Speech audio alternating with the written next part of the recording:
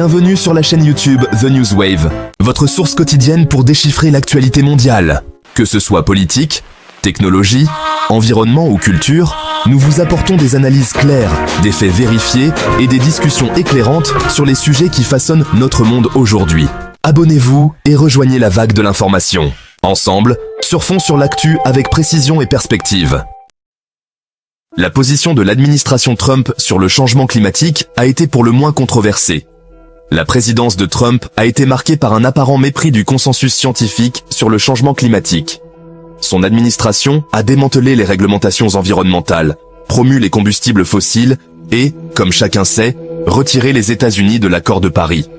Ces actions ont suscité de vives critiques de la part des écologistes et des dirigeants mondiaux. Paradoxalement, les États-Unis ont connu une réduction significative des émissions de gaz à effet de serre pendant sa présidence. Cette tendance inattendue a été largement attribuée aux forces du marché, en particulier à la baisse du coût du gaz naturel, qui a remplacé le charbon comme principale source d'énergie. Cette interaction complexe entre décisions politiques, réalités économiques et données scientifiques souligne la nécessité d'une analyse nuancée lorsqu'on évalue l'impact de toute administration sur le changement climatique. L'accord de Paris, adopté en 2015, a marqué un moment historique dans la lutte mondiale contre le changement climatique.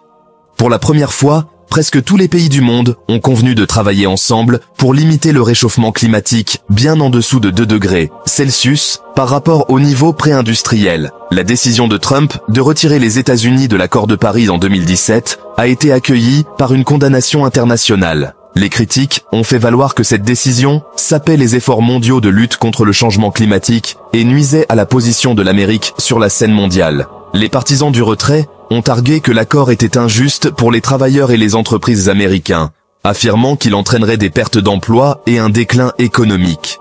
Quelle que soit sa position sur l'accord de Paris, la décision de Trump de retirer les États-Unis de l'accord a sans aucun doute eu un impact significatif sur la lutte mondiale contre le changement climatique. Elle a envoyé un signal au monde entier. Les États-Unis n'étaient donc plus engagés à jouer un rôle de premier plan sur cette question cruciale. Le soutien indéfectible de l'administration Trump à l'industrie des combustibles fossiles était une pierre angulaire de sa politique énergétique, de l'assouplissement des réglementations sur l'extraction du pétrole et du gaz à la promotion de la production de charbon. Trump a constamment donné la priorité aux intérêts des combustibles fossiles par rapport aux préoccupations concernant le changement climatique. Les partisans du programme énergétique de Trump ont soutenu qu'il stimulerait l'indépendance énergétique américaine, créerait des emplois et réduirait les coûts de l'énergie pour les consommateurs. Ils ont cité l'augmentation de la production nationale de pétrole et de gaz pendant sa présidence comme preuve du succès de ses politiques. Cependant, les critiques ont fait valoir que l'accent mis par Trump sur les combustibles fossiles s'est fait au détriment des investissements dans les technologies d'énergie propre, qui, selon eux, étaient essentiels pour lutter contre le changement climatique et créer un avenir énergétique durable. Ils ont également souligné les risques environnementaux associés à l'extraction et à la combustion des combustibles fossiles, notamment la pollution de l'air et de l'eau, la destruction des habitats et le changement climatique. En privilégiant les gains économiques à court terme à la durabilité environnementale à long terme, son administration a manqué une occasion cruciale de positionner les États-Unis comme un leader dans la lutte contre le changement climatique. Jancovici, une voix importante dans le débat sur le changement climatique, a établi un parallèle effrayant entre l'approche de l'administration Trump face au changement climatique et l'ère McCarthyiste des années 1950. Jancovici soutient que le rejet par Trump de la science climatique et ses attaques contre les scientifiques qui se sont exprimés sur l'urgence de la crise faisaient écho aux tactiques employées par McCarthy.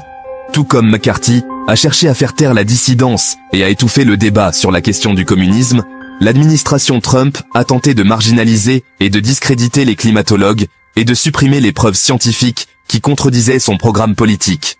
En sapant la crédibilité des scientifiques et des institutions scientifiques, de telles actions érodent la confiance du public dans l'expertise et créent un environnement où la désinformation et les théories du complot peuvent prospérer.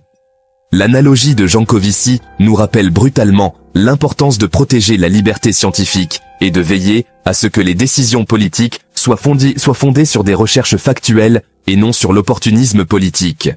3S.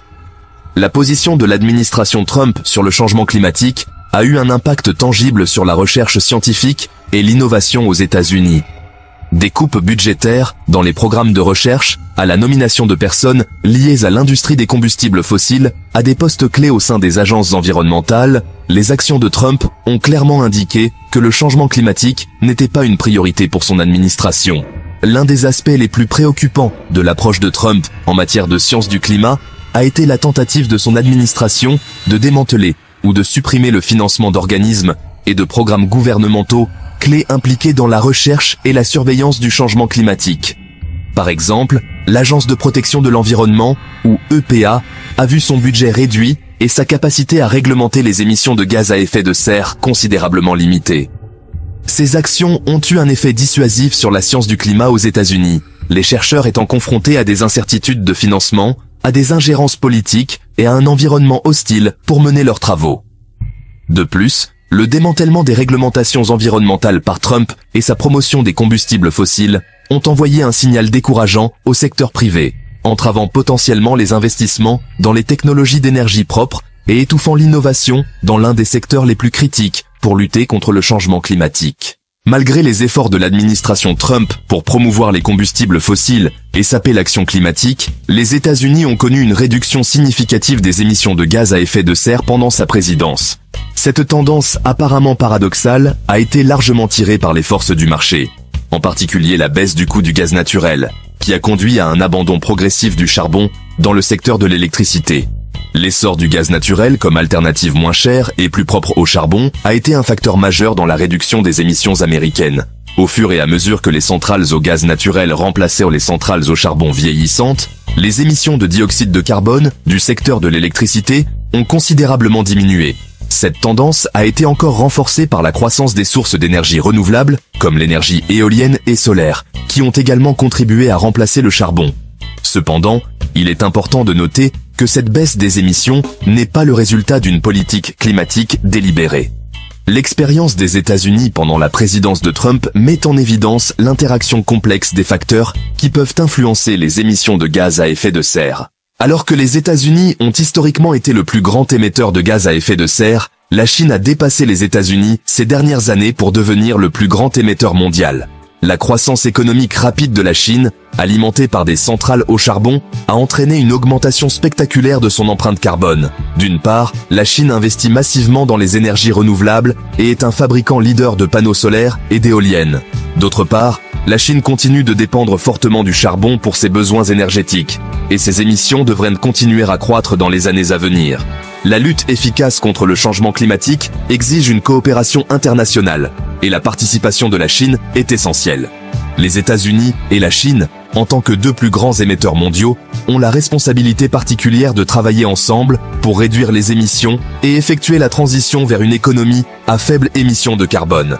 Cependant, l'approche conflictuelle de l'administration Trump envers la Chine, notamment une guerre commerciale et des accusations selon lesquelles la Chine ne faisait pas assez pour lutter contre le changement climatique, a mis à rude épreuve les relations entre les deux pays et entravé les progrès en matière d'action climatique. Le changement climatique est un problème mondial qui exige des solutions mondiales. Aucun pays ne peut résoudre seul ce défi.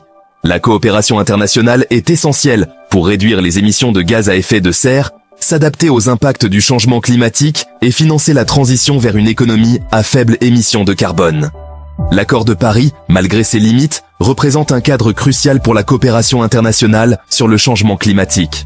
L'objectif de l'accord, de limiter le réchauffement climatique bien en dessous de 2 degrés Celsius par rapport au niveau pré-industriel, exige que tous les pays procèdent à des réductions d'émissions significatives. Les pays développés ont tardé à respecter leurs engagements, à fournir un soutien financier aux pays en développement pour les aider à réduire leurs émissions et à s'adapter aux impacts du changement climatique. Restaurer la confiance et renforcer les partenariats internationaux seront essentiels pour réaliser des progrès significatifs sur cette question cruciale. Les preuves scientifiques sont claires. Le changement climatique est réel, il est causé par les activités humaines, et il représente une menace importante pour notre planète et notre avenir. Il est temps d'agir. Nous devons agir de toute urgence et de manière décisive pour réduire les émissions de gaz à effet de serre, effectuer la transition vers une économie à faible émission de carbone et construire un avenir plus durable pour tous. Chacun de nous a un rôle à jouer pour relever ce défi. Nous pouvons apporter des changements dans nos propres vies pour notre empreinte carbone, comme réduire notre consommation d'énergie, choisir des options de transport durable et adopter un régime alimentaire plus végétal. Nous pouvons également utiliser nos voix et nos votes pour exiger des actions de nos élus. L'avenir de notre planète dépend des choix que nous faisons aujourd'hui.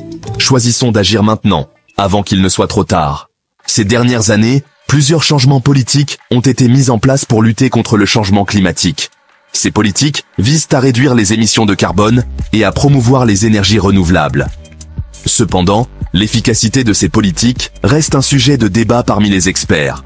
Certains soutiennent que, bien que ces mesures aillent dans le bon sens, elles sont loin d'être suffisantes pour éviter une catastrophe climatique. On pourrait dire qu'on met un pansement sur une jambe de bois. D'autres pensent que des changements progressifs peuvent créer une dynamique pour des actions plus importantes et plus percutantes à l'avenir. Petit à petit, l'oiseau fait son nid, quoi. Malgré les divergences d'opinion, une chose est claire, l'urgence d'agir face au changement climatique n'a jamais été aussi grande. Il est crucial que les gouvernements, les entreprises et les individus continuent de faire pression pour des politiques qui entraînent des changements significatifs. L'avenir de notre planète dépend des actions que nous entreprenons aujourd'hui. On ne peut plus se permettre de tergiverser. Il faut agir maintenant. Les innovations technologiques ont joué un rôle crucial dans la lutte contre le changement climatique. Des progrès dans l'énergie solaire et éolienne au développement de technologies de capture et de stockage du carbone, ces innovations offrent des solutions prometteuses pour réduire les émissions de gaz à effet de serre. Cependant, l'adoption et la mise en œuvre à grande échelle de ces technologies sont essentielles à leur succès. Les panneaux solaires et les éoliennes sont devenus plus efficaces et plus abordables, rendant les énergies renouvelables accessibles à un plus grand nombre de personnes dans le monde. On ne peut plus se permettre de tergiverser. Il faut agir maintenant. Les innovations technologiques ont joué un rôle crucial dans la lutte contre le changement climatique. Des progrès dans l'énergie solaire et éolienne au développement de technologies de capture et de stockage du carbone, ces innovations offrent des solutions prometteuses pour réduire les émissions de gaz à effet de serre. Cependant, l'adoption et la mise en œuvre à grande échelle de ces technologies sont essentielles à leur succès. Les panneaux solaires et les éoliennes sont devenus plus efficaces et plus abordables, rendant les énergies renouvelables accessibles à un plus grand nombre de personnes dans le monde. La technologie de stockage des batteries progresse également, permettant un approvisionnement énergétique plus fiable à partir de sources renouvelables. Des technologies de capture et de stockage du carbone sont en cours de développement pour piéger et stocker les émissions de dioxyde de carbone provenant des processus industriels, les empêchant ainsi de pénétrer dans l'atmosphère. Ces technologies ont le potentiel de réduire considérablement notre empreinte carbone. Malgré ces progrès, la transition vers une économie à faible émission de carbone nécessite des investissements substantiels et un soutien politique. Les gouvernements, les entreprises et les individus doivent travailler ensemble pour accélérer l'adoption de ces technologies et assurer un avenir durable à notre planète. L'avenir de notre planète dépend de notre capacité à innover et à mettre en œuvre ces solutions à l'échelle mondiale. Il est temps d'agir.